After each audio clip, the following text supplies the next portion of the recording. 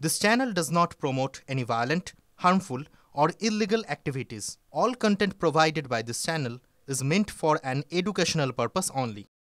সিঙ্গাড়া জিলিপি দিয়ে আমরা একটু আপ্যায়ন করে আমরা শুরু করছি। তার কারণ এপাশে সিঙ্গাড়া জিলিপি, এই সিঙ্গাড়া আর এখানে হচ্ছে ফিশ ফ্রাই। পশ্চিমবঙ্গ অর্থাৎ এই যে হঠাৎ কেন্দ্রের ফতোয়া আর তারপর চাপের মুখে না ওটা ফেক ততক্ষণে বেরিয়ে গেছে যা বেরোবার। গণতান্ত্রিক দেশ, যার মনে হবে নিরামিষ খাবেন, কিন্তু আমিষ খাওয়া যাবে না, মাছ খাওয়া যাবে না, কি করে হবে? ফলে মাছ, মিষ্টি অ্যান্ড মোর বাংলায় ছিল, আছে, থাকবে এবং চলবে। সিঙ্গাড়া থাকবে, জিলিপি থাকবে। মানুষ খাদ্যের গুণগত মান ঠিক থাকলে কে কি খাবেন আমরা কোনো অবস্থায় সেখানে হস্তক্ষেপ করার পক্ষে নই। মমতা বন্দ্যোপাধ্যায় হস্তক্ষেপ করার পক্ষে নন। একদম সারা ভারতের ক্ষেত্রেই এই বিষয়টা সত্য। ছাত্রীদের নিরাপত্তা তো আমরা সবাই চাই। পশ্চিমবঙ্গে অতীতে যে নারী নির্যাতন হয়েছে, ছাত্রী কেন শুধু সন্ন্যাসিনীরা রেহাই পায়নি বিজন সেতুর উপর, ও ডাক্তার, মহিলা ডাক্তার ডক্টর অনিতা দেওয়ান রেহাই পাননি। বিজেপি শাসিত রাজ্যগুলোতে একের পর, ওড়িশায় তো বোধহয় 10 দিনের শেষ ঘটনাটা তো ভয়ঙ্কর। কলেজের মধ্যে বিভাগীয় প্রধান শিক্ষকরা শ্লীলতাহানি করছে, মেয়েটি বিচার পাচ্ছে না, নিজে গায়ে আগুন দিয়ে মারা যাচ্ছে। উত্তরপ্রদেশে পুলিশ কনস্টেবল ছাত্রীকে রেপ করছে। মধ্যপ্রদেশে বিজেপির শাসিত রাজ্যে সরকারি হাসপাতালে নার্সকে ফেলে তার বুকের উপর বসে গলা কেটে খুন করছে। পরের পর ঘটনা ঘটছে। এরপরে মণিপুর, গুজরাট, ত্রিপুরা, ওড়িশা তো মিছিল চলছে। সেই নরেন্দ্র মোদী যদি এসে এখানে নারী নিরাপত্তার কথা বলেন, এই কথাটার কোনো যুক্তিসম্মত একটা ব্যাপার হলো? এখানে খারাপ ঘটনা যেটা ঘটেছে সঙ্গে সঙ্গে পুলিশ ব্যবস্থা নিয়েছে। সামাজিক ঘটনা, বিকৃত মানসিকতার কেউ যা করেছে, কতগুলো পুলিশ ফাঁসির সাজা করিয়ে এনেছে, সরকারের পরপর তদন্তে ফাঁসির সাজা করিয়ে এনেছে।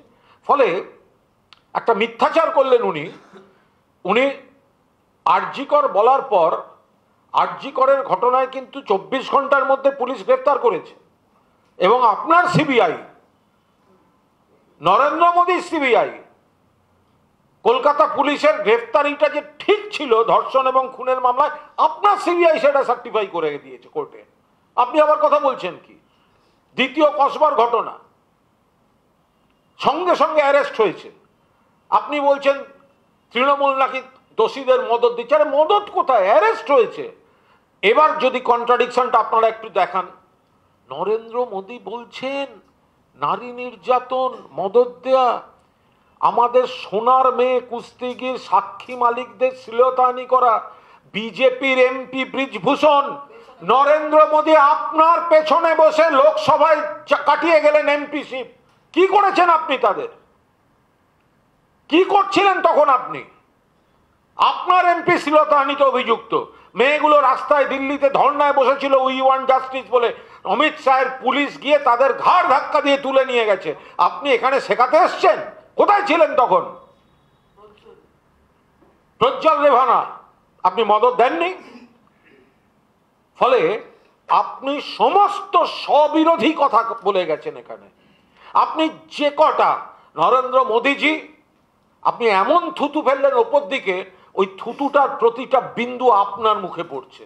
আই রিপিট, প্রধানমন্ত্রী নরেন্দ্র মোদী, আপনি যে থুতুটা ফেললেন ওপর দিকে, তার প্রতিটা বিন্দু আজকে আপনার মুখের উপর পড়ছে। যে কটা ডিস্টর্টেড অভিযোগ আপনি করেছেন, প্রত্যেকটাতে আপনার সরকার, কেন্দ্রের সরকার অথবা আপনার দলের কোনো না কোনো রাজ্য সরকার তাতে অভিযুক্ত।